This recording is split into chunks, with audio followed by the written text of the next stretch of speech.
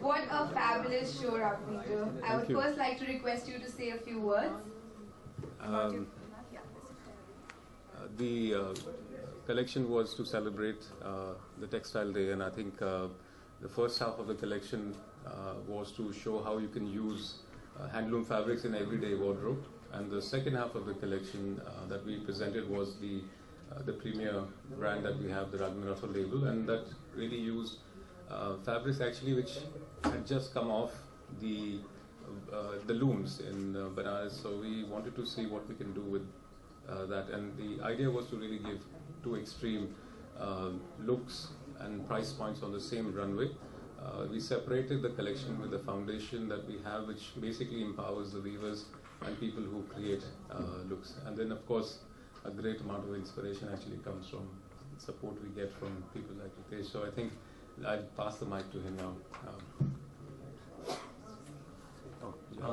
Good evening. First of all, I want to thank Ravindra for giving me this opportunity to work for him. I have always admired his work, I have worn his clothes, and this is the first time we meet and I get to work for him, so I think it's a great day for me.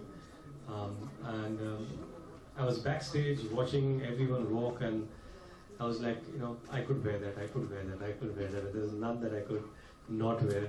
And congratulations on such a wonderful collection. Thank you very much. And it was a great show. I'm glad to be part of a great show. Great. We are now open to questions. Any questions?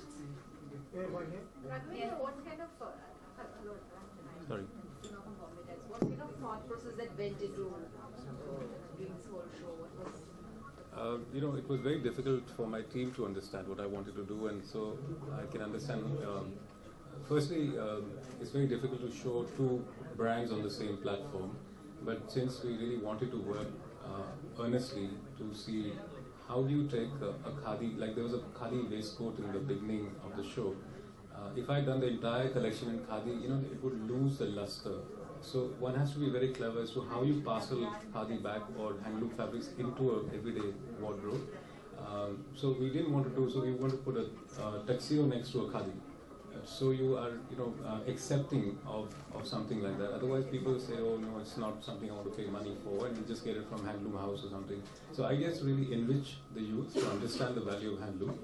And then, of course, the second capsule was to really emphasize that we really can sell, the printed kurtas that were worn with the same brocade are actually khadi kurtas, and just by changing the print, one can really take the value and bring some, designer touch to it.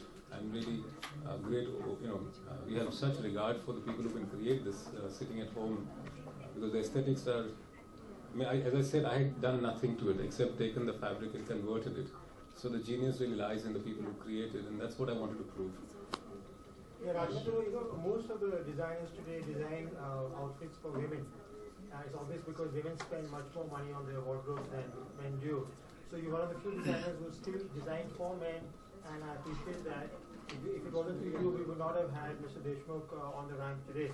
So could you talk a bit about the economics that drives designers like you into designing for men and for women? Well, I think it's a fallacy that there's a very big menswear market. I really think there's a very big menswear market, and I think it's very important for young designers coming out of design schools to really acknowledge that. People think that, fashion, women's wear is more fashionable, but I think there's so many people doing it. Chances are that, we'll make much more money doing menswear. And this is for the students, I'm saying. But I think there's a very big market out there, really. Thank you. Any further questions? Ritesh, from a Marathi mulga, you've transformed into a Rajasthan royal of sorts. Was that transformation very, did it evolve over the years? How has it changed for you? The kind of attention that you pay into what you're dressing and who you're dressing for, per se?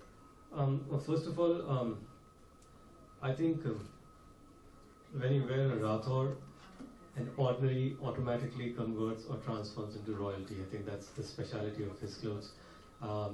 You wear them, you feel good about yourself, and like I say that his clothes dictate how you sit, how you walk, how you talk, and that says a lot about him and his design and his work.